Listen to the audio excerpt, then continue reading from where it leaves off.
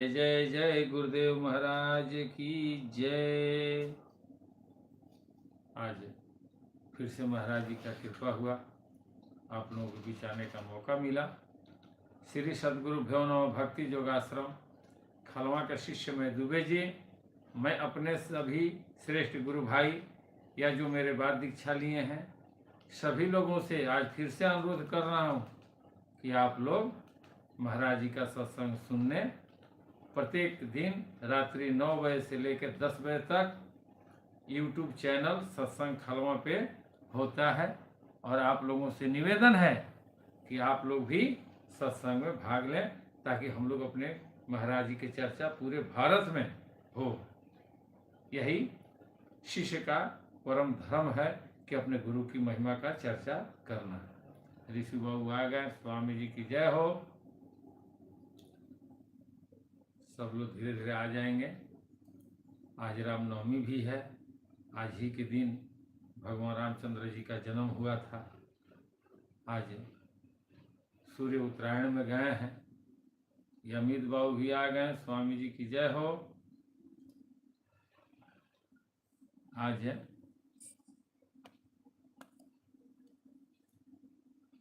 देखिए, आज का दिन बहुत शुभ दिन है। आज रामनवमी भी है। कंचना जी भी आ गई, स्वामी जी की जय हो।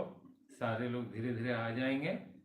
हम लोग सर्वप्रथम अपने माता पिता और अपने महाराज जी का सबसे पहले वंदना कर ले। उसके बाद आज भगवान रामचंद्र जी का भी हम लोग स्तुति करेंगे, आरती करेंगे। अब सारे लोग हाथ जोड़ लें और अपने ध्यान को गुरुदेव के और अपने इष्ट के चरणों पर रखें और मेरे साथ वंदना स्टार्ट करें। तमेव माता च पिता तमेव, तमेव बंधो च सखा तमेव, तमेव विद्या द्रविणं तमेव, तमेव सर्वं मम देव देव। ध्यान मूलम गुरुमूर्ति, पूजा मूलम गुरुपदम, मंत्र मूलम गुरुवाक्यम, मोक्ष मूलम गुरु कृपा। प्रेम से स्वामी जी महाराज की जय, खलवा धाम की जय, संत समाज की जय। जय जय जय गुरुदेव महाराज की जय जय। चलिए, अच्छा है कि यह अभी रामनवमी हम लोगों को देखने के लिए मिला।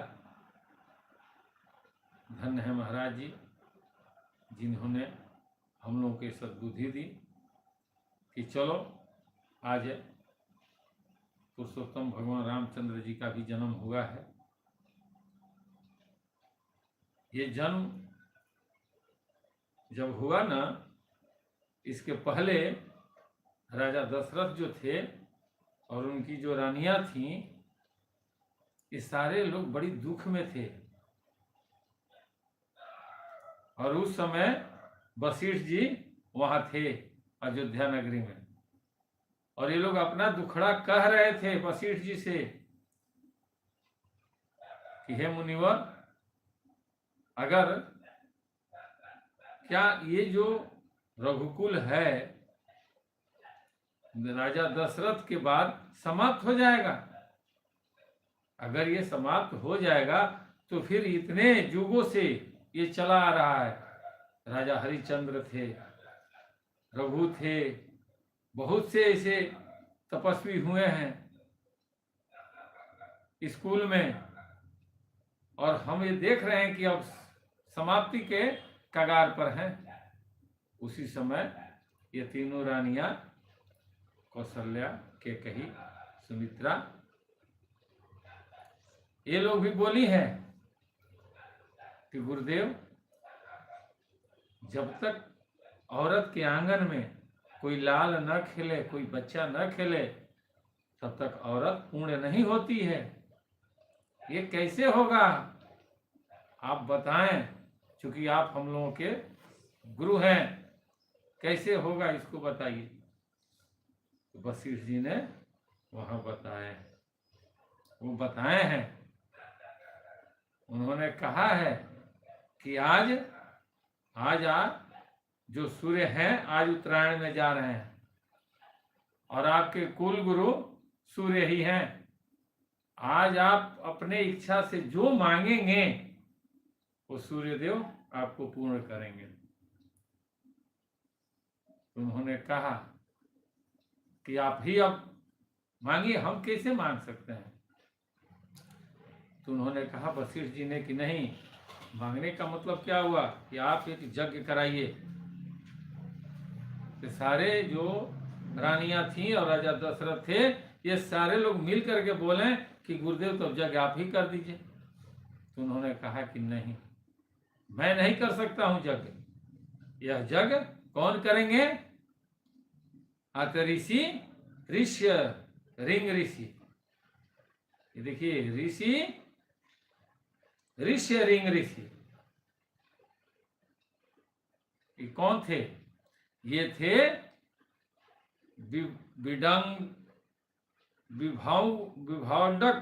विभांडक ऋषि के पुत्र थे और अपनी तपस्या के कारण अत्यंत तेजस्वी थे और राजा दशरथ के पुत्री जो थी न संता, उनके पति थे। बहुत से लोग नहीं जानते हैं कि राजा दशरथ की पुत्री भी थी। उनके पुत्री का नाम था शांता और उनके पति थे वो ऋषि ऋष्यरिंग ऋषि। तो राजा दशरथ ने उनकी रानियां बोली हैं कि अरे वो उनको तो लाना कौन सी बड़ी बात है, जाइए हाथी घोड़ा पूरा सज करके जाइए और उनको लाइए, तपस यहाँ यज्ञ स्टार्ट हो। तो वशिष्ठ जी बोले हैं कि अरे राजन, आप अभिमन्यु बाबू भी आ गए, स्वामी जी की जय हो, आप वहां मांगने जा रहे हैं। आप अपना अगर वर्चस्व लेकर जाएंगे संत के शरण में, तो आपका वो वर्चस्व देख करके आपको खुश होंगे? नहीं, आप मांगने के भाव में जाइए कि आप भिक्षुक हैं, कि आप मांगने जा रहे हैं उनसे। तो वहीं पे राजा दशरथ वही रूप पकड़े हैं, सारा हाथी घोड़ा सब कुछ छोड़ दिए हैं, नंगे पैर चल दिए हैं। जब वहां गए हैं तो उनके चरणों पे सर झुकाए हैं और आंख से आंसू गिरने लगा है। जिस तरह से होता है ना कि आंसू से पैर धुल जाता है, उसी तरह से इनके आंसू से ये आरती दीदी भी आ गई, स्वामी जी की जय हो। तो उनके चरणों से जो ऋषि थे ऋष्यरिंग ऋषि, उनके चरण भीगने लगे। तो उन्होंने खुश होकर कहा कि चलो मैं चलूंगा यज्ञ करने। वही शांता के पति थे और वो आए।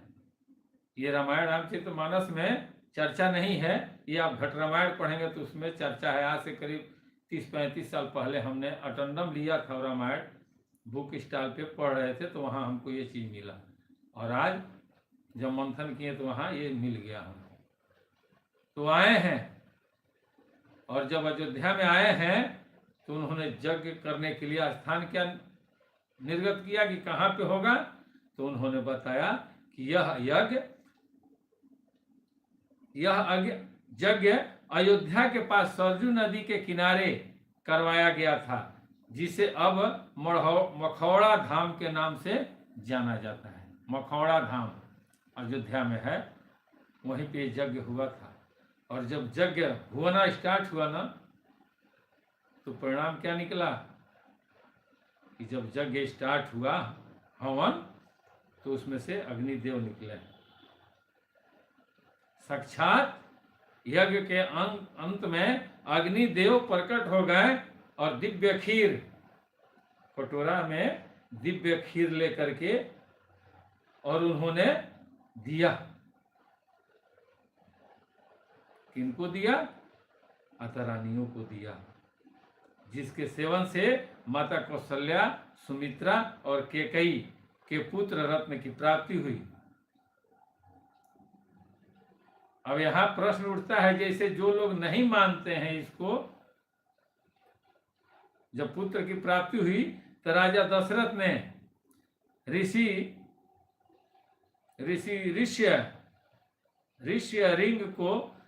को यज्ञ करने के लिए आमंत्रित किया था, जिसके बाद उन्होंने पुत्रेष्ठी यज्ञ को सफलतापूर्वक संपन्न किया। उस यज्ञ का नाम क्या था? वो जो यज्ञ हुआ था उसका नाम क्या था? पुत्रेष्ठी यज्ञ, यानी पुत्र की प्राप्ति के लिए। आज भी होता है। जिनको संदेह होगा ना, वो जाकर किसी विद्वान से पूछेंगे कि मंत्र में वो शक्ति है कि अगर औलाद नहीं होता है और आप पूजा कराते हैं तो औलाद की प्राप्ति हो जाती है। होना है।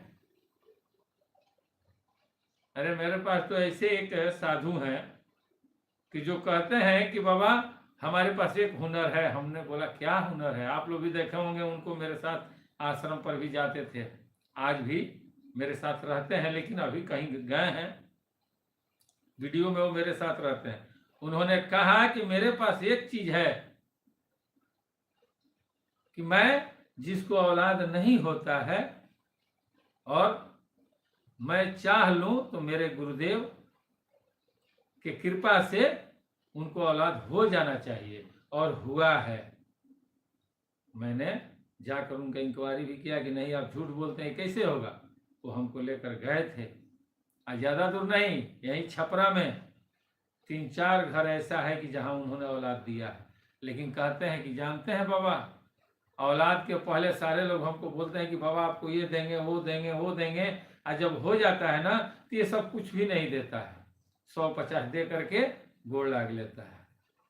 हम बोले कि ऐसा नहीं होगा। उन्होंने कहा कि होता है ऐसा, चलिए हमारे साथ। हम गए और उन्होंने सबसे पूछा कि क्यों रे, तुमको कोई औलाद था? तो नहीं बाबा आपकी कृपा से हुआ है। ये गलत नहीं है, कुछ ऐसी विधियां हैं कि जिनसे ये सब प्राप्ति हो जाती है। परमात्मा जब हम लोग को यहाँ भेजे हैं ना, तो हमारे कर्म के हिसाब से फल देते हैं। लेकिन जब हमारे कर्म में किसी का सत्कर्म मिल जाता है तो उनके सत्कर्म से और हमारा जो पाप कर्म है वो कट जाता है, और किसी को निराश होने का मौका परमात्मा नहीं देते हैं।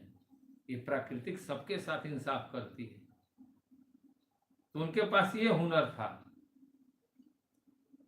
तो आज के डेट में आप सुने होंगे बहुत से सत्संग में कि लोग कह देते हैं कि भैया आप बताइए खीर से क्या लड़का हो जाएगा? आज भी लोग कहते हैं, जो संत महात्मा को या देवी देवता को नहीं मानते हैं, वो कह देंगे कि खीर से लड़का होगा। तो उनसे पूछा जाए कि वो कौन है जो हमारे सोने के बाद हम कहीं और चले जाते हैं, कैसे चले जाते हैं? कौन ले जाता है हमें? हम तो बिस्तर पे सोए रहते हैं, हमें कौन उठा के ले जाता है? हम तो बिस्तर के नीचे सोए हैं, कंबल ओढ़े हुए हैं, अंधेरा है, अंधेरा में हम सोए हैं। लेकिन हम जब सपने में कहीं जाते हैं तो वहां प्रकाश होता है, बल्ब जलता है, सारे लोग वहां दिखाई देते हैं, कोई जगह वहां खाली नहीं दिखाई देता है। कौन है वो जो हमें वहां ले जाता है? ये जानना पड़ता है। आज भी तंत्र मंत्र है, ऐसा नहीं है कि नहीं है, लेकिन वो किसके लिए है? वो साधारण व्यक्ति के लिए है। वो किसी संत के शिष्य के लिए वो नहीं है, संत के लिए वो तंत्र मंत्र नहीं है, वो साधारण जीवों के लिए है, जिनके हृदय में कोई संत वास नहीं करते हैं, जिनके हृदय में उस तंत्र मंत्र से ज्यादा पावर का अगर कोई वस्तु अगर इसके हृदय में बैठ गया है तो तंत्र मंत्र वहां काम नहीं करेगा। लेकिन सही मार्ग पर अगर आप ले जा रहे हैं, अपने मंत्र को सिद्ध किए हैं और किसी के भलाई के लिए कर रहे हैं, तो वह मंत्र आपको कभी भी हानि नहीं कर सकता है। लेकिन अगर पैसा कमाने के लिए या अपना वर्चस्व या अपना जय जयकार कराने के लिए कर रहे हैं, तो आपको क्षति पहुंचाएगा। इसलिए कि उसको चाहिए, उस मंत्र को सिद्ध करने में आपने जो युक्ति किया है वो सदैव करना ही पड़ेगा, और शरीर आपका साथ देगा नहीं। और जब शरीर आपका साथ नहीं देगा तो उसके बाद आपका क्या स्थिति होगा? उल्टा हुआ पर चलेगा। इसलिए संत महात्मा तंत्र मंत्र के चक्कर में नहीं पड़ते हैं, लेकिन आज भी वो है। जो अग्नि से उत्पन्न हुई थी ना द्रौपदी, अग्नि नहीं हुई थी। वो जो दो लोग हुए थे ना अग्नि से, ये है उस समय था वैसा कि होता था। आज भी वो समय है कि आप कहीं और हैं और यहां से लोग आप पर कार्रवाई कर देते हैं। नहीं करते तो भूत लोग कैसे खेलता है, भूत प्रेत कैसे लोग पकड़ लेता है। कुछ तो सच्चाई है। इसलिए सबको लेकर के चलिए। किसी को आप ये मत कहिए कि ये नहीं हो सकता है। बहुत से लोग अभी देखे होंगे आप, लोग कहता है कि आप में अगर वो शक्ति है तो दिखाइए, दिखाइए, हम देखना चाहते हैं। क्यों कहते हैं? इसलिए कहते हैं कि वो जानते हैं कि अगर हमको कुछ हो भी जाएगा ना तो ये कहाँ जाएंगे, पब्लिक इनको पकड़ लेगी। लेकिन जो जानते हैं वो बोलते हैं कि ठीक है भाई, तुम खुश रहो। आप लोग कहीं झगड़ा में देखे होंगे कहीं कहीं कि लोग बंदूक लेकर दौड़ जाता है मारने के लिए, और जो सामने वाला है वो भागता नहीं, वो लड़ जाता है। नतीजा क्या निकलती है? को मार देता है। अपने बचाव के लिए मारता है कि नहीं मारेंगे तो बंदूक छीन लेगा। और मारने के बाद क्या होता है? सब तरह से जो मरा वो तो समाप्त हो गया, और जिसने मारा वो भी समाप्त हो गया, उसका सारा जीवन जेल में कटा। अगर वहां आप शांत हो जाते हैं, स्थिर हो जाते हैं, और आप सहारा लेते हैं, बाद में कागजात का सहारा लेते हैं कि नहीं, ये हमारे धन पे अगर हावी हो रहा है और बल पे हावी हो रहा है, तो बल कितना दिन रहेगा? क्षणिक रहेगा भाई, 10 साल, 20 साल, 30 साल, 40 साल। उसके बाद बल समाप्त हो जाएगा, और उस समय आपका बल हावी होगा। कोई आएगा? नहीं आएगा। जान शरीर है तो सब है, शरीर नहीं है सब व्यर्थ है। इसलिए परमात्मा कहते हैं कि अपने चैतन्य को जागरूक करो, और इससे आप ज्ञान प्राप्त करो कि हाँ, हमें क्या करना चाहिए। क्रोध में किसी को बोलने से अच्छा है कि मौन हो जाइए, शांत हो जाइए। परमात्मा आप पर खुश रहे।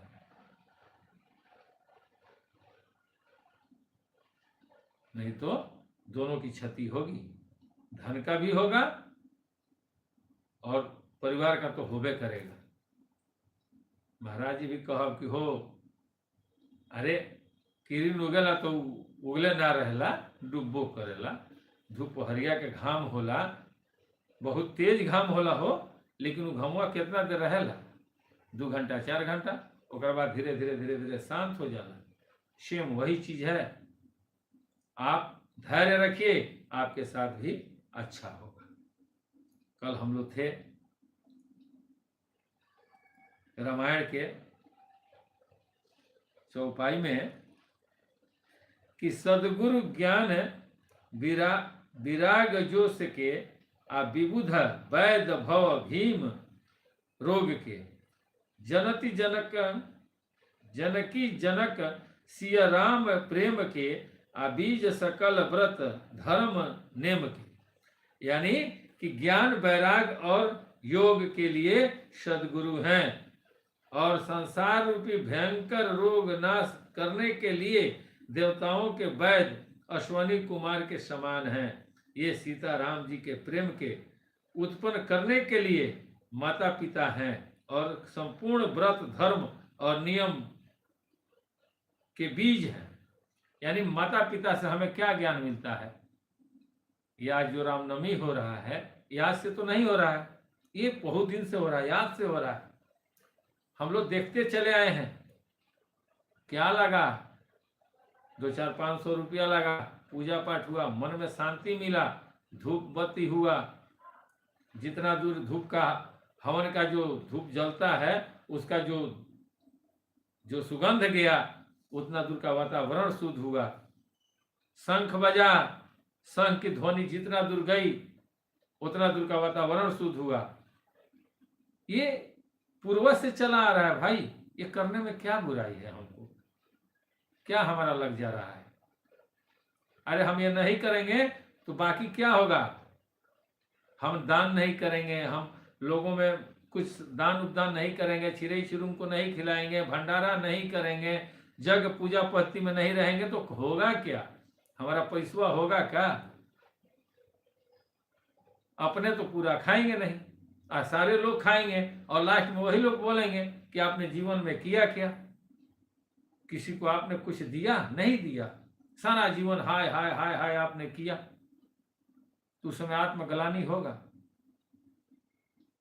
तो आत्मग्लानि न हो तो आज ही से स्टार्ट कर दीजिए कि अपने कमाई का 2% समाज में चिरई चिरुम, पक्षी, साधु, महात्मा भोजन कराइए, करा कर देखिए कितना आपको सुख मिलता है, मन गदगद रहेगा। और सदगुरु के पास सब कुछ है, ऐसा नहीं है कि उनके पास इलाज नहीं है। इस शरीर में कोई भी ऐसा रोग नहीं है जिसका इलाज सदगुरु के पास नहीं है। रोहित बाबू भी आ गए, स्वामी जी की जय हो। हर रोग का इलाज है भाई, सर्दी जुकाम बुखार, आपको शुगर ब्लड प्रेशर, हर रोग का इलाज है। जैसे हम लोग अंग्रेजी दवा करते हैं, होम्योपैथ दवा होता है ना, अंग्रेजी, होम्योपैथ, आयुर्वेद, 3 दवाई होता है ना, उसी तरह से चौथा दवाई ये भी है। जब आप जानेंगे तब तो, कहीं तर्क करेंगे, ज्ञान लेंगे तब तो, ये जरूरी चीज है। ये धीरे धीरे धीरे धीरे काम करता है, लेकिन इसके लिए मालिक के शरण में जाना पड़ेगा, चर्चा करना पड़ेगा, सत्संग में आना पड़ेगा, ये सबसे जरूरी चीज है। अब क्या कह रहे हैं गोस्वामी तुलसीदास जी? शमन पाप संताप शोक के, अप्रिय पालक परलोक लोक के, सचिव सुभक्त भूपति विचार के, अकुभंज लोभ उधति अपार के, पाप संताप और शोक का नाश करने वाले तथा इन लोक और परलोक के प्रिय पालन करने वाले विचार यानी ज्ञान रूपी राजा के शूरवीर मंत्री और लोभ रूपी अपार समुद्र के सोखने के लिए अगस्त मुनि हैं। संसार के जितने भी जो भी पाप है या जो भी हमसे अनजाने में कुछ हो जाता है, इसके लिए हमारे गुरुदेव बैठे हैं। वो कहते हैं कि तुम जितना भी पाप किया, क्या नहीं किया, मैं सब कुछ धो डालूंगा। सदगुरु धो देते हैं। वो कहते हैं कि तुम जो पहले किया अगर मेरे पास आ गया तो मेरे शक्ति से तुम्हारी वह जो पाप रूपी कर्म है वो कट जाएगा। उस नाम से कट जाएगा, जो नाम गुरु देते हैं उस नाम का भजन करने से हमारा शरीर से जो गुनाह हुआ है वो सब कट जाएगा, स्वच्छ हो जाएगा। धोबी का काम तो यही होता है ना, कपड़ा धो करके और साफ दिखा देता है कि लो भाई तूने इसमें इतनी गंदगी रखी थी, हमने इसको साफ कर दिया। गुरु वही होते हैं, वो सब कुछ साफ कर देते हैं।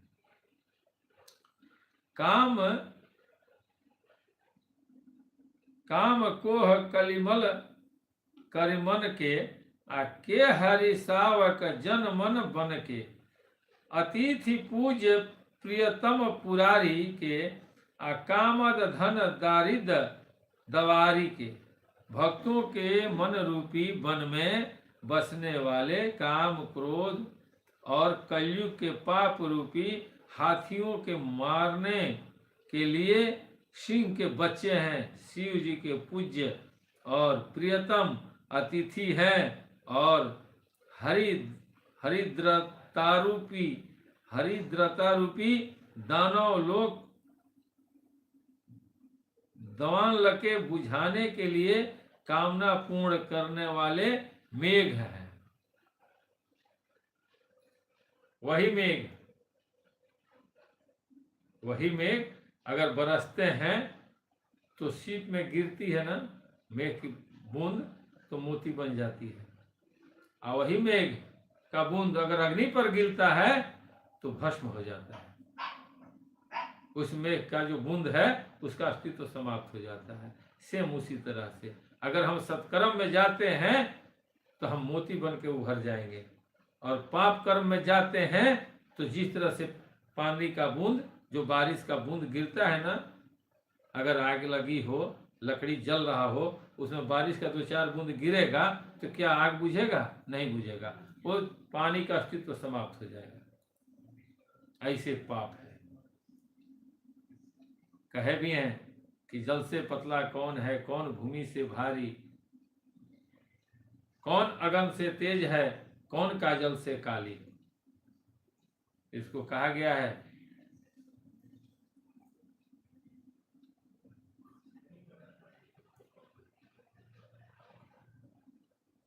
जल से पतला ज्ञान है, पाप भूमि से भारी। जल से भी पतला ज्ञान है, पाप भूमि से भारी। क्रोध अगन से तेज है, कलंक काजल से काली। कभी मिटने वाला चीज नहीं है। एक बार कलंक लग गया तो चाहे आप कुछ भी कर लें, वह कलंक नहीं मिटेगा। काजल मिट भी सकता है लेकिन कलंक नहीं मिटेगा। पाप धरती से भी भारी है, कोई नहीं सहन करता है, वो आपको काटना पड़ेगा, कोई विकल्प नहीं है। वही गोस्वामी तुलसीदास जी कह रहे हैं,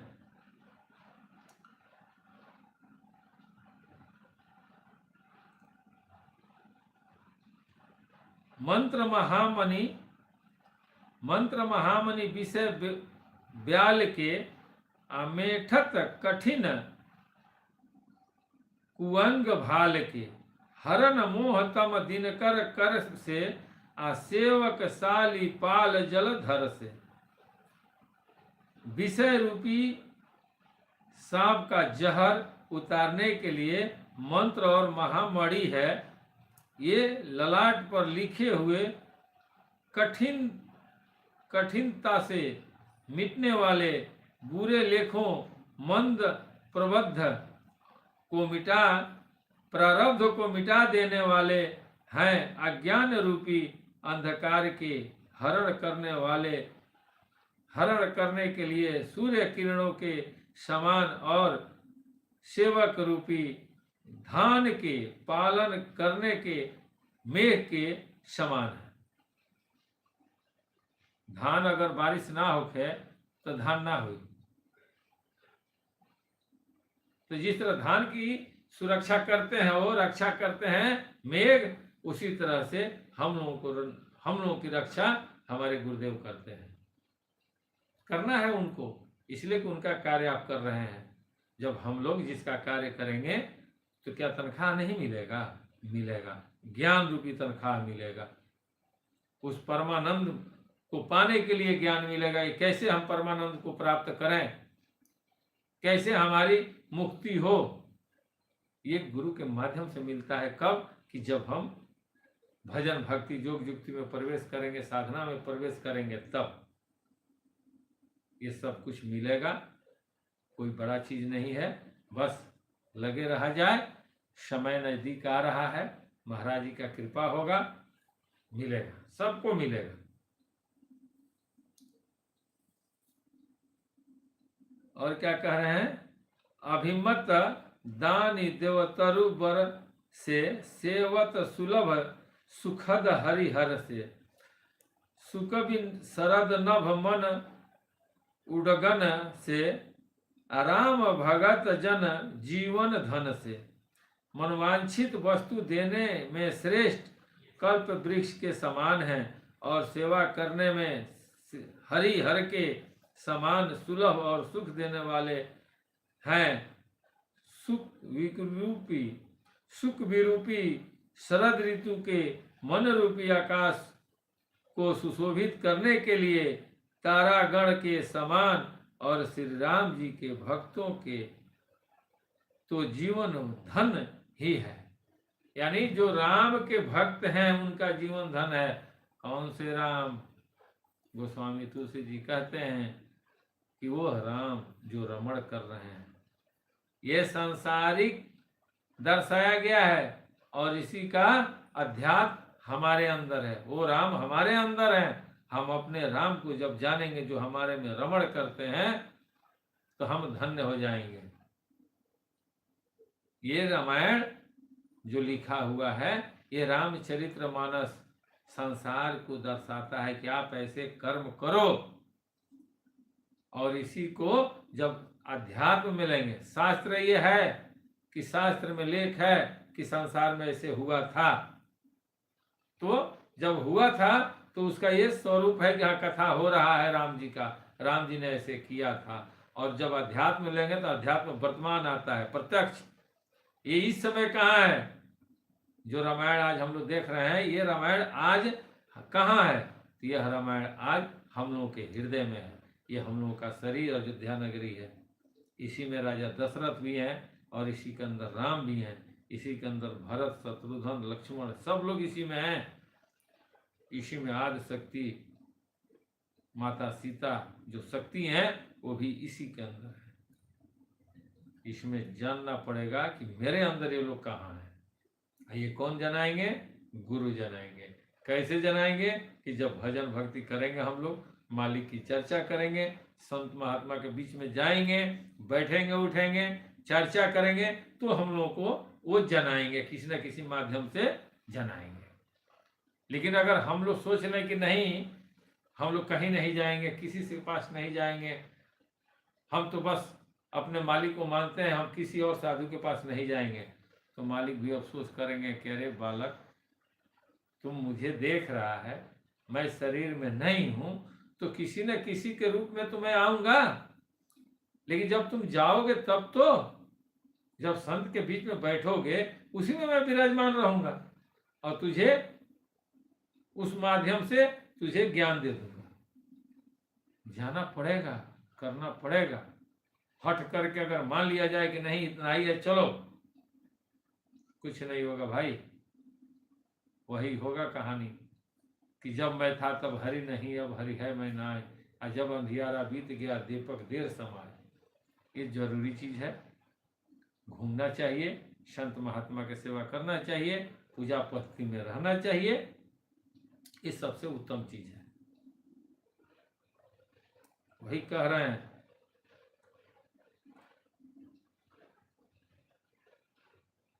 कि सकल सुकृत फल भूरि भोग से अजग हित निरूपधि साधु लोग से, सेवक मन मानस मराल से, आ पावन गंग तरंग माल से। संपूर्ण पूर्णों के फल महान भोगों के समान है। जगत का छल रहित अर्थात हित करने में साधु संतों के समान है। सेवकों के मन रूपी मान सरोवर के लिए हंस के समान है और पवित्र करने में गंगा जी के तरह मंगलाओं के समान है। यानी कि जब हम लोगों को ज्ञान मिलेगा ना, ये कहाँ से मिलता है? साधु संत से मिलेगा। तो साधु संत के बीच में जाना पड़ेगा ना। ये गोस्वामी तुलसीदास जी कह रहे हैं कि जाना पड़ेगा, लेकिन हम लोग क्या कहते हैं कि नहीं नहीं कहीं नहीं जाना है। काहे जाएंगे? नहीं जाएंगे। अरे क्यों नहीं जाएंगे? हमारे पास जो पावर मिला है वो हम नहीं जाएंगे तो कैसे पता चलेगा? महाराज जी कहते थे को नमो ले लो आ तकिया के नीचे धो देबो, आ जब समय आई आ तब ओकरा के निकलबो तो रुपया चली हो। अरे जब मालिकवा रुपया दिला ओकरा के चला हो। मालिक कहते थे कि जो मालिक ने रुपया दिया है उस रुपया को बाजार में चलाइए, तब न जनबा कि ओरिजिनल नोटवा बा कि डुप्लीकेट बा। तो नोटवा कौना बाजार में चली? जो मालिक ने हम लोगों को दिया कान में, जो उन्होंने उपदेश दिया, तो नोटे न था, एक तरह से वो नोट था। तो वह नोट किस दुनिया में चलता है, किस दुकान में चलता है? वह नोट चलता है हमारे इंद्रियों के दुकान में। ये जो हमारे शरीर में 10 इंद्रियां हैं ना, उस दुकान पर यह नोट चलता है। जब इस नोट को ले करके और जब हम ध्यान देंगे और जब भजन करेंगे, जो श्वासा के माध्यम से वो नोट जब भीतर जाएगा तो सारे दुकानदार के पास जाएगा वो, और जितना नुकसान देने वाला है ना, अर्गज मरगज जितना ये जो हम लोगों के दिमाग में अकड़ बहर सब आता है, वो सब वो नोटिया से दुकानदार लोगों का सफैया का नोट रुपये तेजाब है, साफ करके बाहर निकाल देगा, सीधे गुरु के पास चला जाता है वो। और गुरु उसको क्या करते हैं, वॉशिंग मशीन में डाल के एकदम साफ कर देते हैं, और फिर स्वच्छ उनके चरणों के पास से फिर हमारे अंदर आता है। ये जरूरी चीज है। इस दुकान में उस नोट को चलाना है, लेकिन नहीं चला पाते हैं बहुत लोग। सोचते हैं चलो महाराज जी सब करेंगे, ऐसा नहीं है। महाराज जी पिता अगर धन दे दिए हैं तो उससे बिजनेस करो। ये शरीर रूपी संसार में उस नोट से बिजनेस कीजिए, ताकि आपके जो पिता पैसा दिए हैं और वो देखें तो धन्य हो जाएगी, चलो मेरा बेटा, मैंने उसको पूंजी दिया था, उससे उसने इतना किया है। इसमें इस नोट को चलाना है भाई।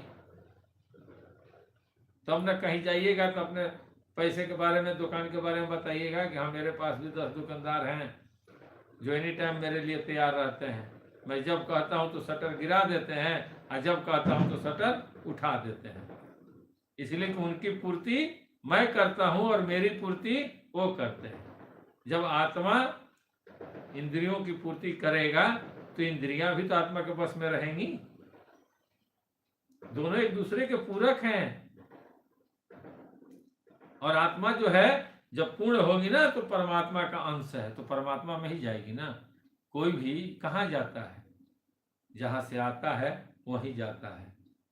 अगर पहुंच गया तो ठीक है, और नहीं पहुंचा तो बीच में ही कहीं जगह पकड़ लेता है कि चलो भाई कुछ दिन यहाँ रह जाते हैं, बाद में चलेंगे। और जब वहां रहता है तो भूल जाता है, वहां के समाज में ढल जाता है। और क्या कह रहे हैं, कुपथ कुतरक कुचाली कली कपट दंभ पावंड आ दहन राम गुण ग्राम जिम ईधन अनल प्रचंड। कहते हैं श्री राम जी के गुणों के समूह कुमार्ग, कुतर्क, कुचाल और कलयुग के कपट दंभ और पाखंड के जलाने के लिए वैसे ही है जैसे ईंधन के लिए प्रचंड अग्नि। अगर आपके पास ज्ञान हो गया और कहीं बैठे हैं, तर्क हो रहा है और आप स्टार्ट कर दिए, आप किसी से पूछिए। इतने लोग अभी आप लोग देख रहे हैं ना वीडियो, ये जो लाइव में बैठे हैं, मैं इन लोगों से कह रहा हूं कि आप लोग या जो वीडियो मेरा देखेंगे कल से, मैं उन लोगों से ये कह रहा हूं कि आप कहीं जाइए, किसी के पास जाइए, उससे सिर्फ अगर कोई चर्चा होती है तो उससे पूछिए कि भैया दुनिया की बात बतियाओ मत, अपने बारे में कुछ बताइए, अपने बारे में कुछ बताइए। हम दुनिया की बात सुनने से हमको कोई फायदा नहीं होगा। बैंक में रुपया पड़ा हुआ है, वहां तिजोरी में लॉकर में पूरा रुपया भरा है, एक अठन्नी उसमें से मिलेगा हमको? नहीं मिलेगा। यानी मेरे पासबुक में जितना है उतना ही मेरा है। तो आप सीधे यही बोलिए कि थोड़ा अपने बारे में बताइए या मेरे बारे में बताइए, इसलिए कि आप मेरे सामने हैं, मैं आपके सामने हूं। आप बैठ मेरे पास, तुझे देखता रहूं। तो कुछ ऐसी चीजें कहिए कि आप कौन हैं, आपकी उत्पत्ति कैसे हुई, हम कौन हैं, हमारी उत्पत्ति कैसे हुई। ये सब चर्चा करेंगे ना तब ना आनंद आएगा। दुनिया का चर्चा करेंगे तो उससे आनंद आएगा? अगर दुनिया की चर्चा करते हैं, रामायण की अगर चर्चा करते हैं, तो रामायण में सीधे पूछिए कि रामायण में जो है वो मेरे अंदर कहाँ है। अपने अंदर उस राम को दिखाइए, वह राम कैसे इसमें आए हैं। ये जो हमारा 5 तत्व से शरीर बना, तो कैसे स्टार्टिंग हुआ इसका, ये कैसे मन में विचार आया, परमात्मा क्यों ऐसे बना दिए। जब परमात्मा सर्वत्र है, वह परमपिता परमात्मा सर्वज्ञ है, कहीं पे जगह नहीं छूटा है, तो फिर वो हमको क्यों बनाए, क्या जरूरत था। आखिर कोई तो जरूरत होगा, सृष्टि को क्यों रचे वो, पाप पुण्य कराने के लिए। जबकि वो पूर्ण थे, उनको कोई जरूरत नहीं थी, जैसे थे वैसे रहे होते। रीजन क्या था, कुछ बताइए। तो जानते हो वो लोग क्या कहेंगे, वो लोग कहेंगे अरे आप देखिए अब वो सब बेकार है, वैसा मत बात बतियाइए।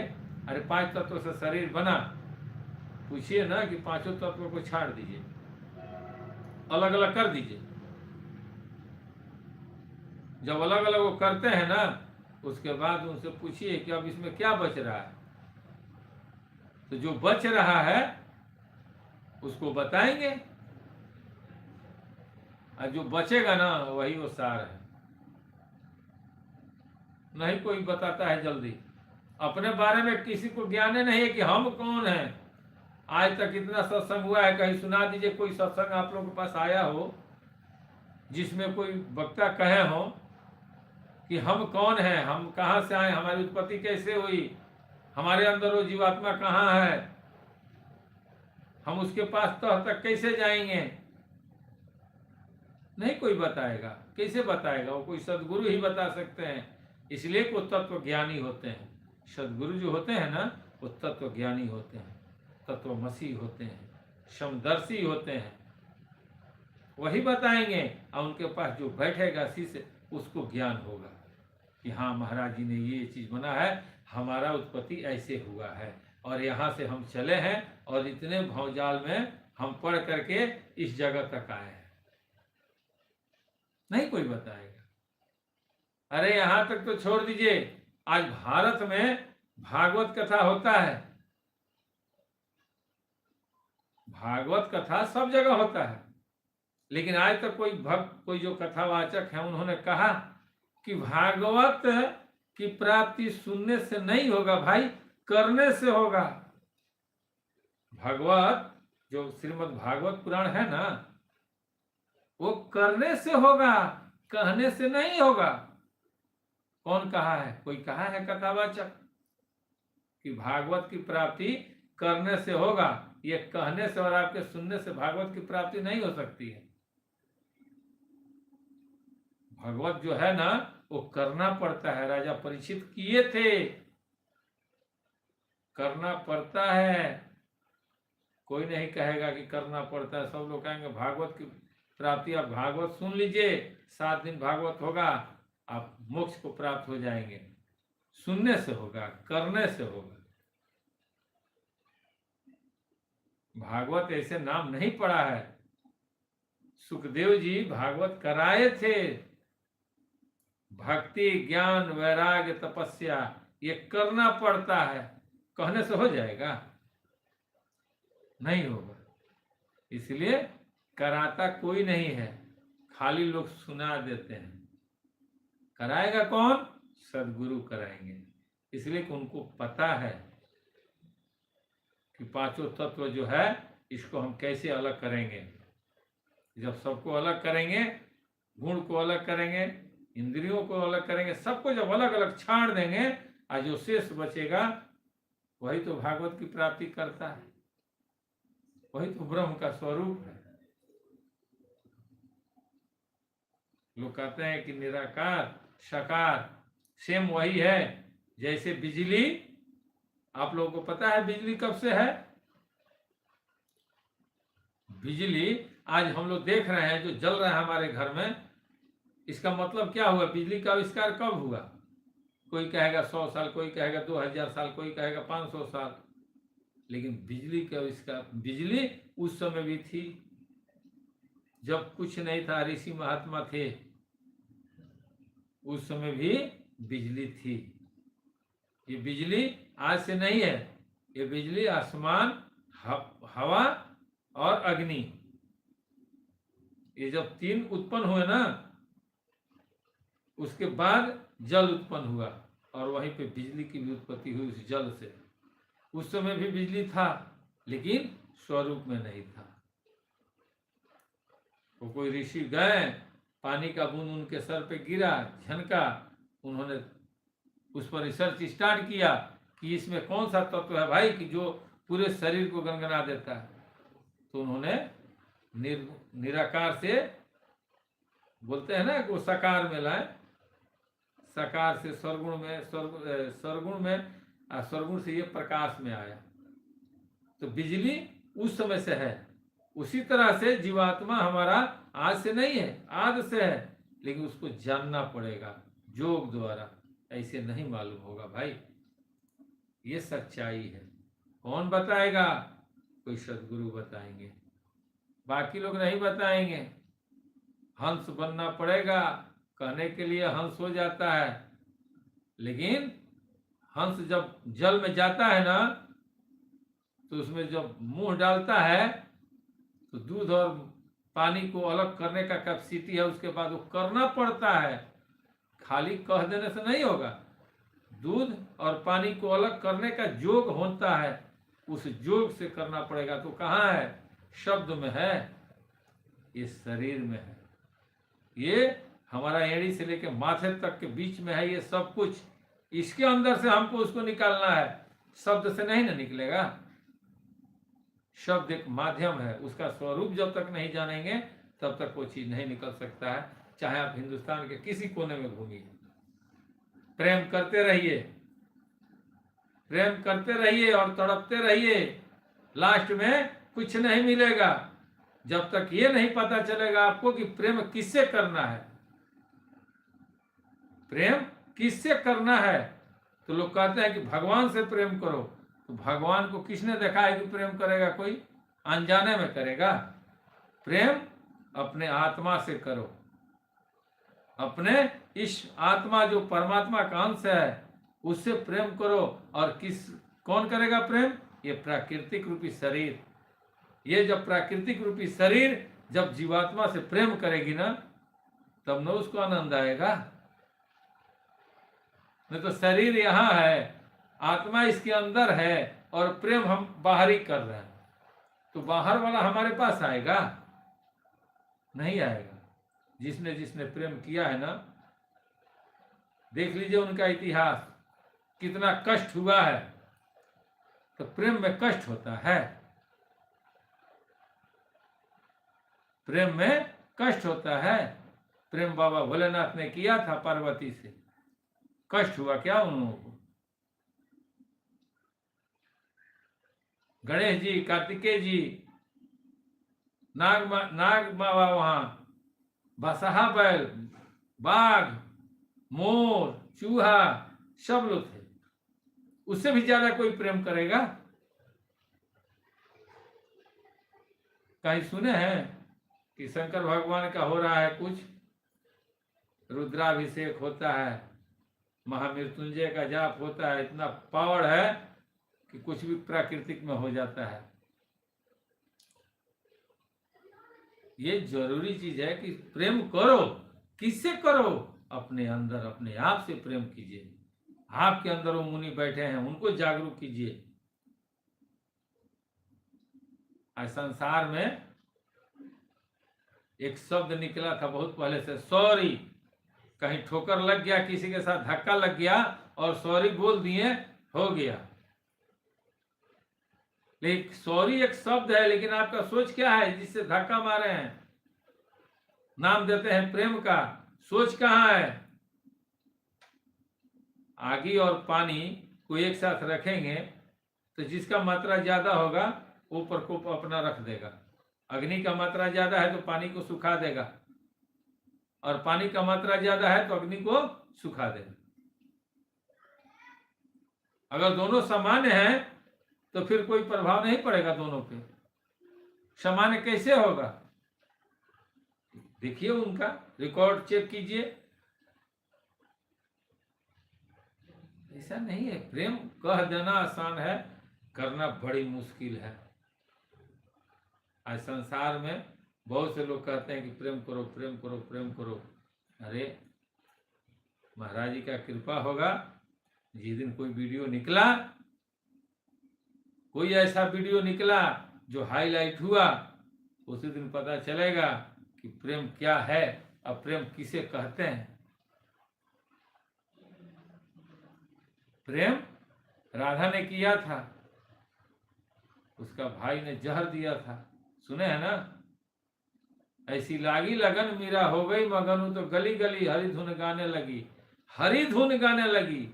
शब्द पर ध्यान दीजिए, गली गली हरी धुन गाने लगी।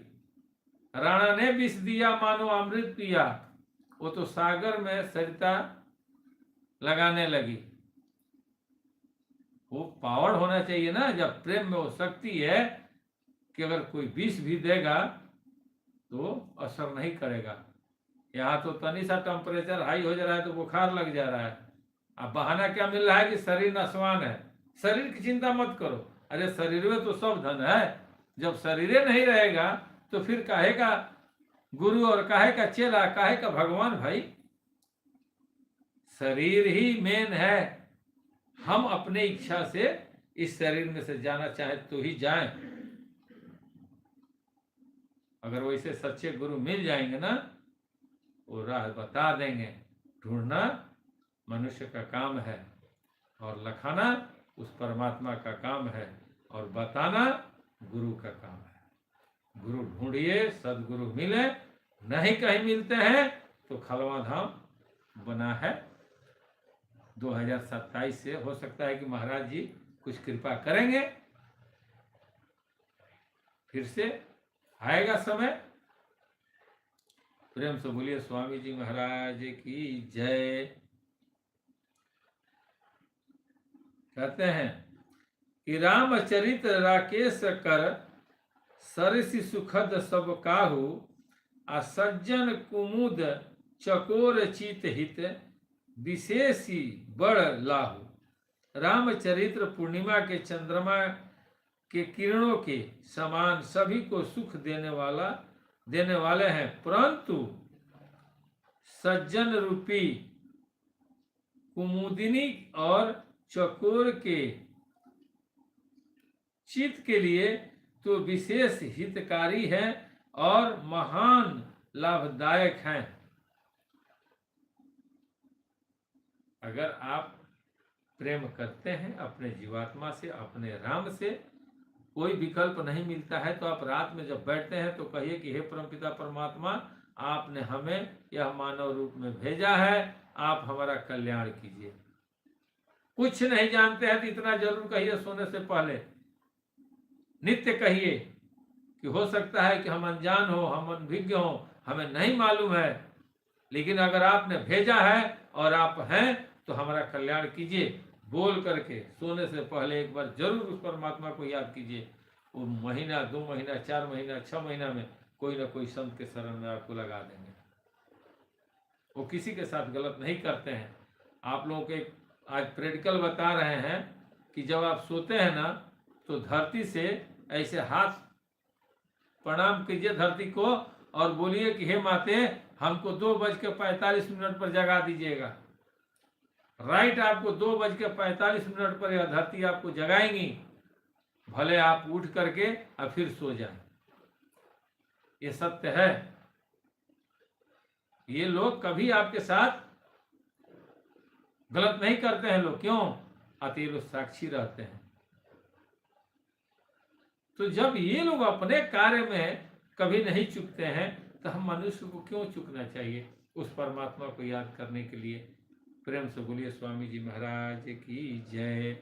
अब टाइम हो गया, आज भगवान रामचंद्र जी का भी आरती कर देना है। तो सबसे पहले हम लोग महाराज जी का आरती कर लें। सारे लोग हाथ जोड़ लें और अपने पूरे परिवार को अपने में समाहित करें और मेरे साथ आरती स्टार्ट करें।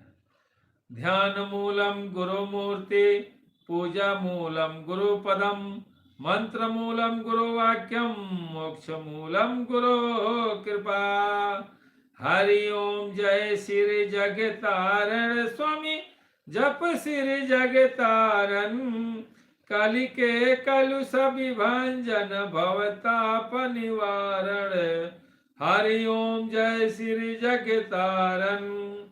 तारण कारण आए जगत में स्वामी संत रूप धर लीना। हो मोरे स्वामी संत रूप धर लीना। करी कृपा मुझ पति तन पर हठ दर्शन दीना। हो मोरे स्वामी हठ दर्शन दीना। रूप अनूप महाछवि धारी जन को मन मोहे। हो मोरे स्वामी जन को मन मोहे। दरस करत अधनाशय वर्ण सके अस को है। हरि ओम जय श्री जगतारण। मधुर बचन संशय सब नासत नाम आमलोक दीना। हो मोरे स्वामी नाम आमलोक दीना। जीवन मुक्ति लखो प्रभु निज शरणन कर लीना। हरि ओम जय श्री जगतारण। कोटिन कर्म हरत एक क्षण में जो कोई सन्मुख आवे। हो मोरे स्वामी जो कोई सन्मुख आवे। ब्रह्मानंद मगन मन अजर अमर पद पावे। हरि ओम जय श्री जगतारण। बिन सेवा जो द्रव्य दीन पर प्रभु सम को हितकारी। हो मोरे स्वामी प्रभु सम को हितकारी। तज प्रभुता निज जन की करत सदा रखवारी। हरि ओम जय श्री जगतारण।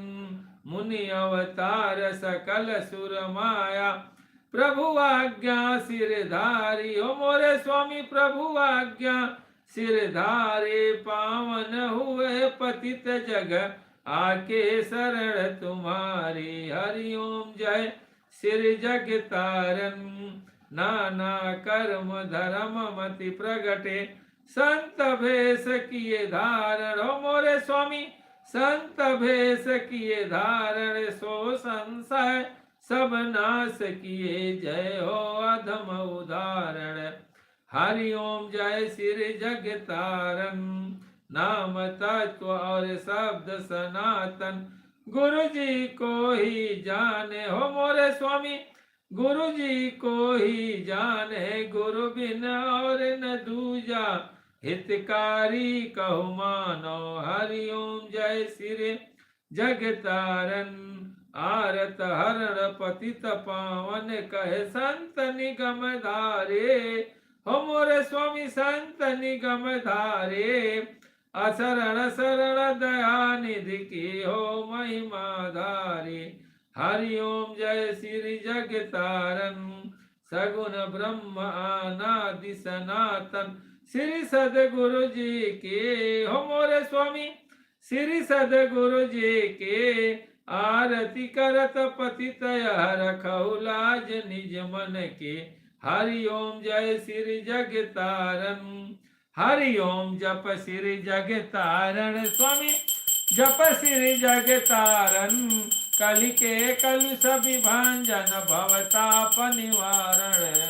हरि ओम जय श्री जगतारण। श्री रामचंद्र कृपाल भज मन हरण भव भय। दारुणं नव कंजलोचन कंज मुख कर कंज पद कंजारुणं। कंदर्प अगणित अमित छवि नव नील नीरद सुंदरम। पट पीत मानहु तरित रुचि सुचि नौमि जनक सुतावरम। भजु दीन बंधु दिनेश दानव दैत वंश निकंदनम। रघुनंद आनंद कंद कौशल चंद दशरथ नंदनन। सिर मुकुट कुंडल तिलक चारु उदारु अंग विभूषणम। अजान भुज सर चाप धरि संग्राम जित खर दूसरम। इति वदति तुलसीदास शंकर शेष मुनि मन रंजनम मम हृदय कंज निवास करो कमादि खल दल गंजनम इति वदति तुलसीदास शंकर शेष मुनि मन रंजनम मम हृदय कंज निवास करो कामादि खल दल गंजनम। प्रेम से बोलिए स्वामी जी महाराज की जय। प्रेम से बोलिए भगवान श्री रामचंद्र जी महाराज की जय। संत समाज की जय। जय जय जय गुरुदेव महाराज की जय। जय हिंद। चलिए, जितना ही जानकारी है उतना ही हुआ। ये जरूरी थोड़ी है कि पूर्ण हमको मालूम हो जाए या आप ही लोगों को मालूम हो जाए। जिनको जितना है उतना ही में परमात्मा स्वीकार कर लेते हैं। बस मन में छल नहीं होना चाहिए, कभी भी मन में छल नहीं करना चाहिए। जितना है, जितना जानते हैं, समाज में रखिए। समाज आपको स्वीकारेगा और गुरु के माध्यम से आपको ज्ञान और देगा। आज की मुलाकात बस इतनी, चाहे कल आप कर लीजिएगा बात जितनी। जय खलवा धाम।